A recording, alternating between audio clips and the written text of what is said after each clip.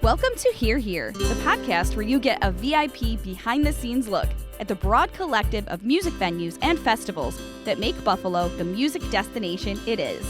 I'm your host, Bentley. In this episode, we celebrate the Borderland Music and Arts Festival, 3-day exploration of roots rock, jam acts, and a litany of talent in between. Ready to settle in for another year across the idyllic expanse of Knox Farm State Park. First up, the co-founder of the Borderland Music and Arts Festival, Jennifer Brazill. After working with acts like Dave Matthews and other music festivals around the U.S., Jennifer brought her experience back to her hometown to run one of this year's most anticipated live music events.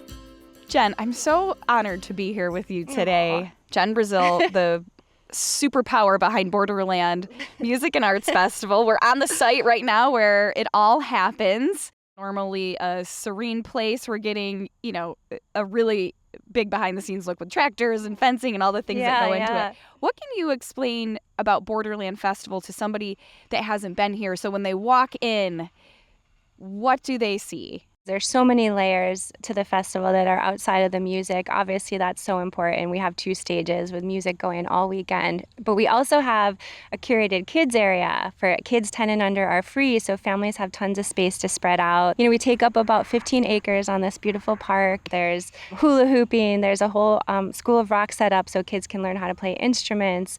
We also have alpacas. So it's really beautiful for families, and they feel comfortable here, and there's a lot of space. And then we have, over 20 food vendors. Tell us how this festival got started. I grew up in East Aurora, and my family is actually 6 generations in this town. We've been here over 103 years as far as my family, and so it's some place that's super special to us. And I moved across the country right after college. I moved out to the West Coast, and that's where I got involved in the music industry. And I worked for Dave Matthews for a long time, Dave Matthews Band, and then I started producing festivals out in Colorado and California. In my back of my mind is I'd love to go back to Buffalo and do something in Buffalo. I think I was home for Thanksgiving one time, and we were out walking the park, and it's oh my gosh, wouldn't it be amazing to do something here? And I was there's no possible way. It's a New York State park. Nothing, that's just too much. It's not going to happen. And then we just decided to go to the state and ask them. Hey. And they're sure, let's give it a try. So it just all started. And I think at the time, back in 2018, Knox Park still wasn't fully on the map as an open park because it was privately owned for so long that it was owned by the Knox family for, 100 plus years. So I think everybody was just willing to do stuff here, experiment, see what we could do. We had the space. So we got really lucky, and we just kicked it off. And here we are, it's actually 7 years later, but it's our 6th festival. Wow, so, time flies when you're having fun. So this festival has major headliners, local artists. What was your vision for this festival once you realized it could happen? It has become the vision. It is exactly what we visualized that we wanted to create. And when we first started, I had come from the West Coast. I had worked in these pretty big, I'd worked for Bonnaroo Festival. I've worked for these massive entities. And I always had this vision of doing something big and national here. It took a couple years to kind of introduce this to the region. So we had to educate everyone. We're not just a backyard festival. We're a national festival. So it took a minute to get it up and running, but in the back of our minds, we knew we're this is the vision. This is the vision. We're going to be a multi-day national festival for Buffalo, for the Western New York region, because it doesn't exist here. And we take a little bit of ownership over Southern Ontario, and that's why we call it the Borderland, because we are a border city. We live on a border, and I feel that isn't really acknowledged or talked about as much as the fact that we share this culture with Canada. And I feel now, after all these times and all these years, we've done it. We're in the process of doing it, and we've created the vision that we set out to create. The caliber of artists that you get here, did a lot of that come from your connections and past work and all the hard work you've done over the years as a female in the music business? Thank you for that, because it is challenging. And women in any industry, and then specifically the industry that I work in music, as you probably know as well, there's not a lot of us in the leadership role. and especially as festival promoters. And so, yeah, it's been such a journey. And I do feel like, yeah, the ability for me to start in 2018 was because of my relationships that I built out on the West Coast. So I do have those relationships now with the bigger management and the bigger artists and bigger booking agents because we've put in our time. Yeah. Now it's the reputation of the festival. So, and that's because of not just my relationships, but that's because of every single person involved in the team now has helped create the brand. And, you know, people come on site, fans come on site, and especially if we're talking about bands, they come here and we treat them so well. My team, you know, delivers this really high-end experience for them. They love this park. They trip out over how beautiful it is. So they sit up in these beautiful stables and they look out on the field and they see the stage, and it's very special and it's super, super unique. And especially for a festival, they're used to coming on site, being put in a tent, you know, like it's a whole different experience. And here we just have this gorgeous space. So I feel like that reputation has carried itself now over the years, and more bands want to play here and work with us. And this is an amazing, gorgeous space, but it's not a stage. It's not a venue. You mentioned your team. What goes into putting together a festival like this? Oh, man. I mean, everything from generators getting delivered to fencing. You have to get at least a year to a year and a half ahead of it from permitting. You know, you have to submit all of the permits, from the tents, the porta potties. You have to hire all the team. You have to meet with the community, go in front of town boards to talk about different, you know, issues or non-issues. You have to deal with traffic plans. You have to sell the tickets, book the bands, read the contracts, you know, so it's on and on and on and on and on. But yeah. So what was a moment, you are a music fan yourself, what was a moment with this festival where you said, wow, this is happening, and this is an oh wow moment for me? I had booked Trey Anastasio, who's the lead singer of Fish, and Fish is my favorite band that I followed my entire 20s. I followed around the planet, like a little dork. I was like such a music lover. So to be able to bring Trey full circle to headline my festival in my hometown that my team and myself created was like just a magical moment. And it was an absolutely perfect night. It was beautiful out. It was packed. It was our biggest night that we had as far as capacity and ticket sales. For me, I think that was like, and everybody knew it. My friends, my team, everyone just like, we called it Trey Day. And we're like, Trey Day, it's Trey Day. So it was super cool. Also, Trey's team that's behind him and Fish is my team, and they're my friends that I grew up with in the industry. They're the same people that were behind Dave Matthews Band. So they were super stoked to bring him here for me too. So it was just like this whole symbiotic moment of connection. Yeah. You mentioned the artists loving the venue and the experience. Can you recall a time where an artist commented on the festival or the area? There's a bunch of, I mean, speaking of Trey, he told us last year that it was his favorite green room he's ever sat in, which is been in, and which is upstairs in the stable building. And I think our first year, 2018, we had John Oates from Hall & Oates, who's actually, you know, who's a huge legend. He said this was his favorite venue he's ever played at, and he's toured the world as well. Yeah. Michael Franti, oh my gosh, that was a moment. Michael Franti from Michael Franti and Spearhead, he played a couple years ago, and he walked around the whole park barefoot the entire day. He hugged every single person on my team. He took time to introduce himself, shake their hands, and tell them, like, he's like, this is such a special place. This venue has magic to it. It has that grassroots vibe that we all miss in festivals now because everything's become a little more corporate, Live Nation style, you know, so that he's like, this still has that feel, but it's a very well-produced national festival. So yeah, those are just a few of the bands that, you know, that have appreciated it. What makes Buffalo and this area a music destination now?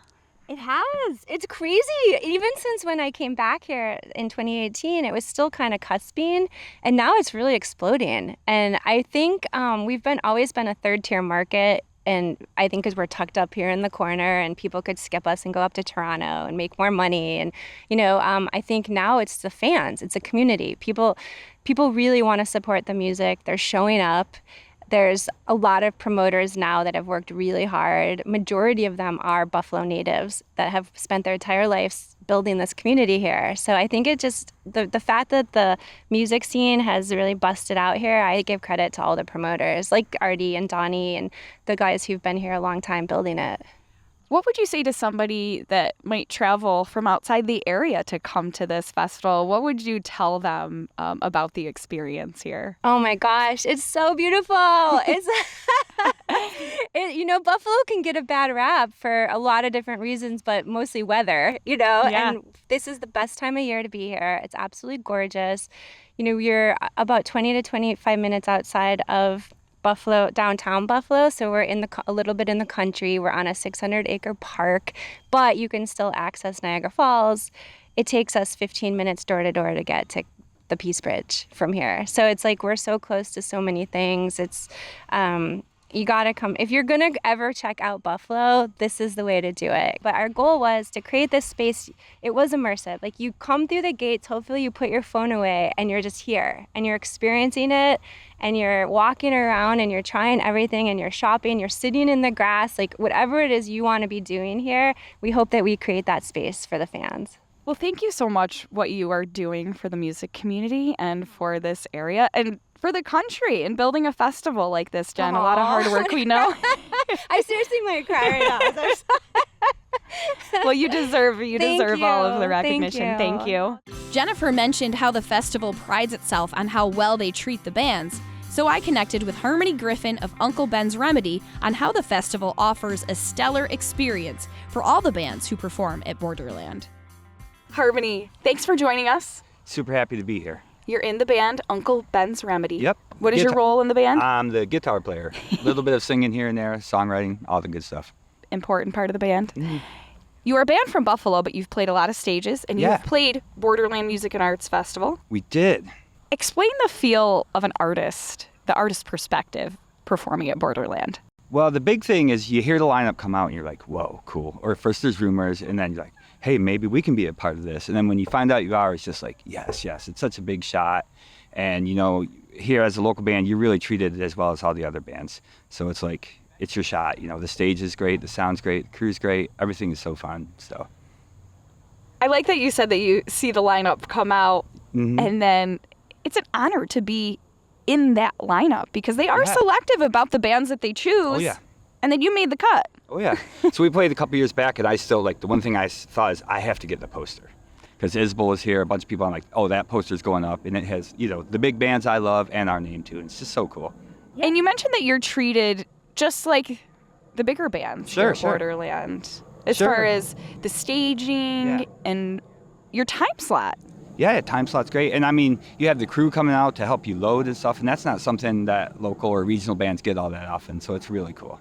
How can you explain the fan experience when they see Uncle Ben's Remedy? Because you play everywhere from small clubs in Buffalo and now a big festival. Yeah. So it certainly kind of led some cred to your band, if you will. Like, oh, I've seen you here. Oh, you're playing at Borderland? That's awesome. And we do get people afterwards who's like, it's the first time seeing you guys.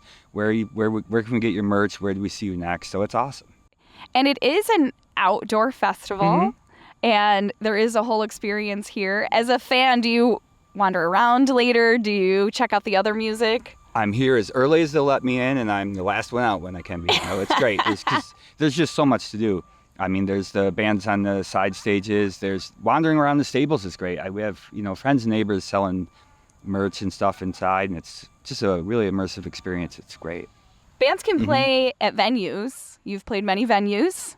Bands can play at festivals. What is the experience and the difference in playing at a festival like this? I would say the festival is kind of about the experience of the collective. It's not just about us, it's about what we can add to the experience for people coming, whether it's one day, whether it's all 3 days. We get to be a part of something bigger than just us.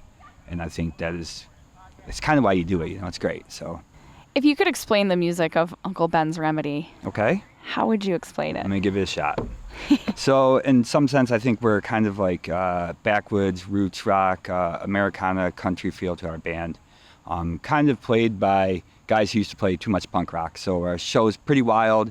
Our upright bass player's got that thing over his head. There's a multitude of instruments. I would say the big thing is it's fun. You can sing along. You have a good time. Being part of the Buffalo music scene and now playing a festival that features international artists, how would you explain Buffalo's music scene to somebody outside the area?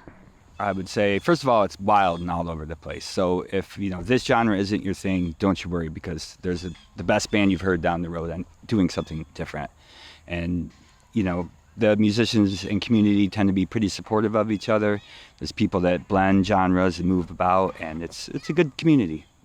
How would you explain the festival and Buffalo as a destination? Okay. And what would you say are some of the draws of coming to this area?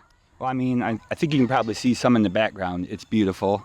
It's kind of become like a Buffalo fall tradition, Every year it's back to school, bills start, it's Borderland time, It's an institution now. And I think it's great for people to come and see Buffalo in the fall. You only think of winter, and it's just beautiful here. Every year I've been, it's been warm and nice, so I think there'll be plenty of draw for outside. Thank you so much for joining us. Right. We look forward to your wild set and more years of Borderland to come. Right on. Thanks for having me. For this episode, I knew exactly which fan I needed to seek out. Kevin Ford. I've known Kevin for years, and as an East Aurora native, this festival is close to his heart.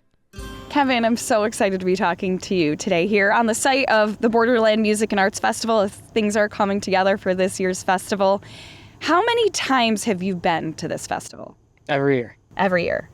And you grew up in East Aurora. Yes. And you've been coming to Knox Farm State Park since you were a kid. Oh yeah, we would run around in this grass. And then you saw a festival of this caliber coming to the area. What were your thoughts? When I first saw that it was announced, it was cool. It was cool that anything like this was coming to East Aurora, New York. And then you see the bands get announced, and then you see how they're putting on the festival, and it just kept getting better. I was so excited. What are some of your favorite parts of the festival? Well, right when you get on grounds, it's clear that it's not a festival that's run like any other festival. You have a huge local element, which for somebody like me who grew up here is really awesome. And then that you have a combination of both headliners and national acts, and then the acts that you've been seeing in your neighborhood your whole life. That's super special for somebody like me. And then people visiting from outside the area get a taste of the area and maybe are exposed to products and beverages and artisans that they won't get anywhere else. 100%. I remember waiting in line I think I was waiting in line for a hot dog or something, and there was a gentleman next to me and brought up how he lived in Michigan and just saw that Goose was playing, and he said, "Where's East Aurora, New York?" But they just got in the car and came. And that was so cool that these people from Michigan drove to East Aurora, New York to see Goose. Just gave me chills. It was awesome. And you've moved outside the area and are now back, but when you moved, you would plan your trips home around this festival. 100%. I came back every year specifically to come to Borderland. The weather in Buffalo in September, you can't beat. So I was down south, and it was a nice break from the heat, and to be able to come to Borderland was perfect. I've been to a handful of festivals, multi-day and just single day, a lot in bigger cities and smaller towns, and I'm a small town guy. That's a lot of the reason I came back here. I love Buffalo. I've always loved Buffalo. So to have a festival that expands to this size, it's a large footprint, and amazing bands, amazing acts come, but it still feels down home, and it still feels like the place I grew up. That's a really special thing. I've never been to anything like it. And as a music fan, what are some of the highlights of the musical aspects of the festival? Local bands and headliners it's an incredible combination, and the way they set it up where you can just walk back and forth. So you go see your favorite band that you see at Nietzsche's every week, and then you walk through the stables, through the art vendors, and you get to see bands like Goose, Mo. That's a huge highlight. For me personally, Shaky Graves is one of the deepest memories here. It was just one of those moments where you kind of get lost in time and the music takes you. One of my favorite experiences was standing on the lawn and seeing Mo. For a guy who grew up on the Grateful Dead, grew up in jam band culture, followed Fish, Mo has always been near and dear to my heart as a Buffalo boy. So national bands, national acts touring, people coming in, that's amazing and beautiful experiences, huge memories. But seeing Mo on a stage that size in East Aurora, New York was 2 hours of chills. It was an incredible experience. And you've mentioned artists like Shaky Graves, and that was a great experience. And then looking forward to seeing a band like Camp. Oh, love Camp. The Sheepdogs this year, really excited to see them coming in. Dark Star Orchestra, always good. And leading up to the event, there aren't a lot of festivals where I follow, like the social media. I follow I'm just not that kind of guy. But seeing like the stable sessions they do where they had Trey in the attic, I love this festival. What makes Buffalo and areas around Buffalo, like East Aurora, a music destination to people outside of the area? I've thought about this a lot. Like I said, I've lived out of Buffalo for 3 or 4 years now. Moved down south, big markets, smaller markets. A lot of places remind me of Buffalo. And I feel like a lot of these big cities, the Vegases, the Atlantas, it's a stage. It's somewhere people go to show people what they can do.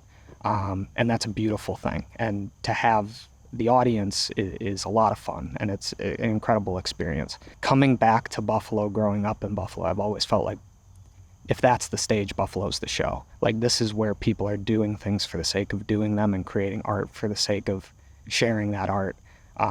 Just doing it. And that's an incredibly powerful thing, to have a community of people who want to create for the sake of creating. And that's in food, that's in drink, but especially in music. And music is that universal language where you can communicate those kinds of things without words. Thank you so much for sharing your experience. I'll see you on the farm, because you're back now and you'll be here continuing through Borderland history. Go Bills.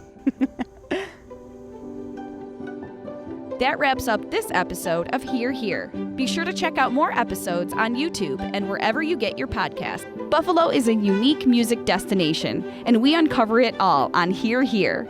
This program is produced by Buffalo Toronto Public Media for Visit Buffalo Niagara. I'm Bentley. Thanks for listening.